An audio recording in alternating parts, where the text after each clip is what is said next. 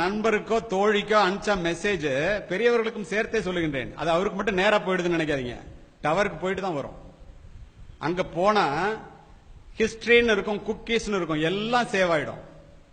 எவ்வளவு நாட்கள் கழித்து வேண்டுமானாலும் நீங்க என்ன மெசேஜ் கொடுத்தீங்களோ, என்ன தப்பு நடந்துச்சோ அத்துணையையும் பார்க்க முடியும். பர்மிஷன் வாங்கணும், அவ்வளவுதான். காவல்துறை அதிகாரியாக நான் சொல்லுகின்றேன், ராத்திரி ஒரு பொண்ணு ஒரு பையனுக்கு 10 மெசேஜ் கொடுத்துட்டு அழைச்சிருச்சுன்னா அதை படிக்க முடியாதுன்னு தெரிஞ்சா பூனை கண்ணை மூடிட்டா உலகம் இருண்டு போச்சுங்கிற மாதிரி அத்துணையையும் படிக்க முடியும். பார்க்காத வரைக்கும் மாட்டாத வரைக்கும் பிரச்சனை இல்லை. பார்க்கணும்னு ஆரம்பிச்சுட்டா பாதி பேர் ஒளிஞ்சான். அப்போ எவ்வளவு ஒரு dangerous game we are playing. இந்த சூழ்நிலையில பிள்ளைகள் என்னெல்லாம் செய்யக்கூடாது? முதல்ல உங்க செல்போன் நம்பரை பேஸ்புக்ல பதிவு பண்ணக்கூடாது. உங்க பாஸ்வேர்டை அதுல பதிவு பண்ணக்கூடாது.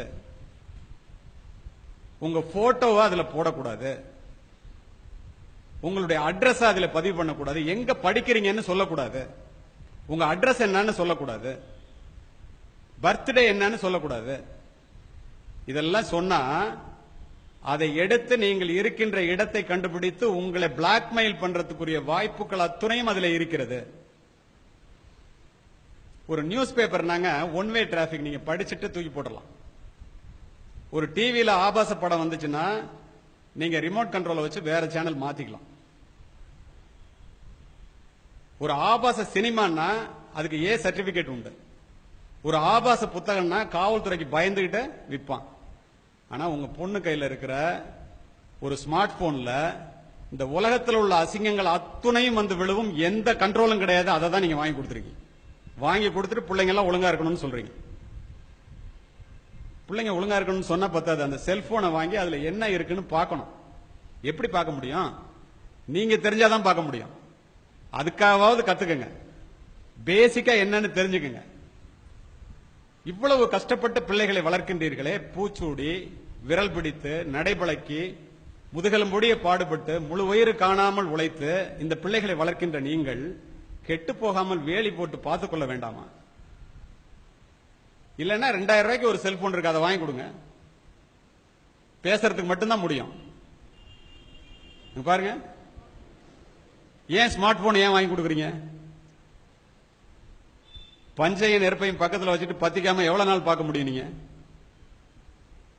சரி, இப்போ இந்த மாதிரி அந்த செல்போன்ல இதெல்லாம் பதிவு பண்ணக்கூடாது. ஒரு ஃப்ரீ ஆப்ஸ் வருது அப்படின்னு சொன்னா அதை டவுன்லோட் பண்ணாதீங்க. பிள்ளைங்களுக்கே சொல்றேன். ஃப்ரீ ரீசார்ஜ் அப்படின்னா அதை டவுன்லோட் பண்ணாதீங்க. ஃப்ரீ கேம் அப்படின்னா டவுன்லோட் பண்ணாதீங்க. ஏன் தெரியுமா? அதுல ஏற்கனவே ஒரு சாப்ட்வேரை உள்ள திணிச்சு வச்சிருக்கான். நீங்க ஃப்ரீன்னு நினைச்சு அதை டவுன்லோட் பண்ணீங்கன்னா உங்களுடைய கேமரா, உங்களுடைய போனு, அதுல நீங்க கொடுக்கிற மெசேஜ் எல்லாத்தையும் யாரு அந்த ஆப்ஸ உள்ள வச்சிருக்கிறானோ அவன் பார்க்க முடியும். உங்க கேமராவை அவன் கண்ட்ரோல் பண்ண முடியும். உங்களுக்கு தெரியுமா, சமீபத்தில் அமெரிக்கால 47 கோடி ரூபாய் இந்திய மணிக்கு ஒரு காரு. அந்த கார்ல ஒருத்தன் போயிட்டு இருக்கான். அவன் கார் கம்பெனி ஓனர். பின்னாடி ஒருத்தன் கார்ல வர்றான். அவனுக்கு போன் பண்றான்.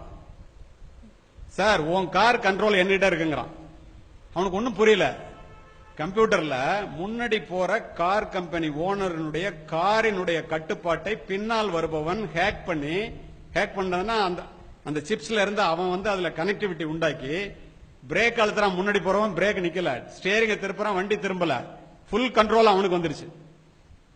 அதையே செய்ய முடியுதுன்னா நீங்க பேசுறதெல்லாம் பார்க்க முடியுமா, கேட்க முடியுமா? கொடுக்கிற மெசேஜ போட்டோவை பார்க்க முடியுமா, முடியாதான்னு நீங்களே முடிவு பண்ணி. அப்ப பெற்றோர்கள் என்ன செய்யணும்? நேராக பேசுகின்ற, ஒருவரோடு ஒருவர் முகம் பார்த்து பேசுவதற்கு கூச்சப்படுகின்ற, சங்கோஜப்படுகின்ற எதையும் செல்போனிலே பரிமாறிக்கொள்ள கூடாது. நிஜ உலக ஆபத்திலிருந்து இந்த பிள்ளைகளை காப்பாற்றுவதற்கு பெற்றோர்களாகிய நீங்கள் எதையெல்லாம் முன்னெச்சரிக்கை நடவடிக்கைகளாக எடுக்கின்றீர்களோ அத்துணையையும் இந்த நிழல் உலக ஆபத்திலிருந்து காப்பாற்றுவதற்கு நீங்கள் எடுத்தே ஆக வேண்டும். இருவேறு கருத்துக்கு இடமே இல்லை. பிள்ளைகளையும் பெற்றோர்களையும் வைத்துக் கொண்டு நான் இதை சொல்லுவதற்கு காரணம், இதனோட சீரியஸ்னஸ் என்னன்னு 2 பேருக்கும் புரியணும். அதுக்காக தான் சிஸ்டர் இந்த மீட்டிங்கை ஏற்பாடு பண்ணாங்க. 2 கண்ணு தான் பாக்குதுன்னு நினைச்சிட்டு செல்போன்லயோ கம்ப்யூட்டருக்கு முன்னாடி உட்கார்ந்து நீங்க எதை செஞ்சாலும் அதற்கு பின்னால் 1000 கண்கள் பார்த்து கொண்டிருக்கின்றன என்பதை தயவு செய்து அமர்ந்திருக்கின்ற யாரும் மறந்து விடாதீர்கள்.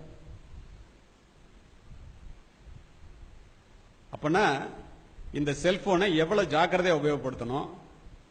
எப்ப பார்த்தாலும் செல்போனை ஒரு பொண்ணு நோண்டிக்கிட்டே இருந்துச்சுன்னா, அல்லது ராத்திரி 9 மணிக்கு மேல செல்போனை எடுத்துட்டு எட்டி போச்சுன்னா புள்ள கெட்டு போகுதுன்னு அர்த்தம். மிஸ்டு காலிலே வாழ்க்கையை இழந்த பல மாணவிகளை காவல்துறை அதிகாரியாக நான் அறிவேன்.